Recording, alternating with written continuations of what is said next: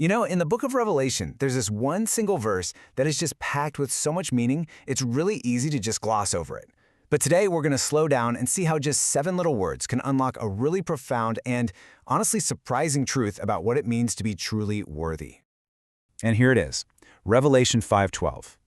Now the first thing that should just jump right out at you is this incredible paradox, a slain lamb. I mean, that's the ultimate symbol of weakness, of sacrifice, is somehow declared worthy to receive, well, everything. So how can weakness be the very foundation for ultimate power? That's really the question at the heart of this whole declaration. So what's really being said here? You know, is this just a nice heavenly compliment? Is it just a list of good things to say? Or is there something much, much deeper going on? Well, let's find out. Okay, first things first, let's look at the number. It is absolutely no accident that there are 7 attributes listed here. In the book of Revelation, the number 7 pops up everywhere, and it always symbolizes divine perfection, completeness. So right off the bat, we know this isn't just some random list. It's a statement of total and absolute worthiness. All right, let's dive into this list. Power, riches, wisdom, strength, honor, glory, and blessing. Each one of these words is just loaded with meaning. So we're going to break them down one by one to really get the full picture of what's being declared here. First up, power. Now, this doesn't just mean raw strength or, political muscle. The context here points to a very specific kind of power. It's rightful authority. It's the absolute divine right to rule over everything. And we see this backed up perfectly in the Gospel of Matthew. Jesus himself says that all authority has been given to him. And notice that word, it wasn't taken, it wasn't seized, it was given to him as his rightful possession. The second attribute is riches. And again, this is not what you might think. We are not talking about gold or money. These are spiritual riches.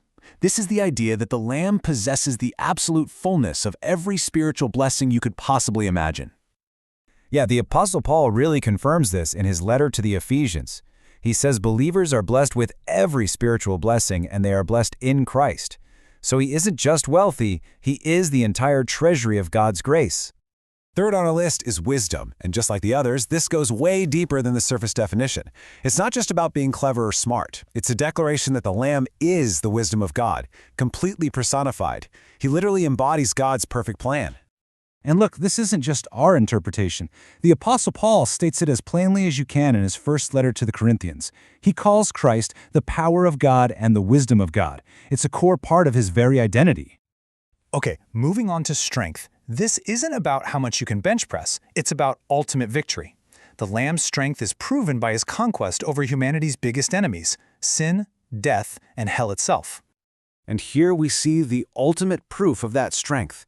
This quote from Revelation is just incredible. He says, "I was dead, and now look, I am alive forever and ever. And not only that, but I hold the keys of death and Hades." He has the authority over death itself. Now that is real strength. So the 5th attribute is honor. Think of this as the supreme status, the most exalted position imaginable. It's about being held in the highest possible esteem, being worthy of absolute reverence.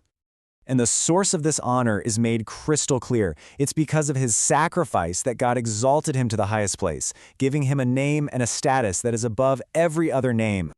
Then we have glory, and this is a really profound one. This isn't just about fame or looking splendid. In this context, glory is the visible, shining radiance of God's own nature, God's very presence. The book of Hebrews just puts this perfectly. It says, the Son doesn't just reflect God's glory, he is the radiance of it, the exact representation of his being. It's an incredible statement.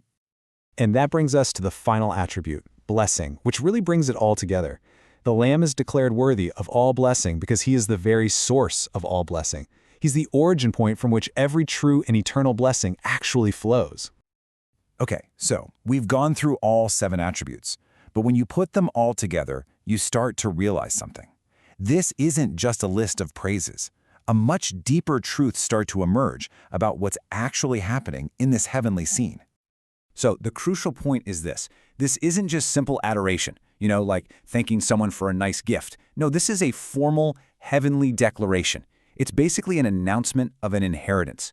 The angels are not giving these things to the Lamb. They are proclaiming that all of this already rightfully belongs to him.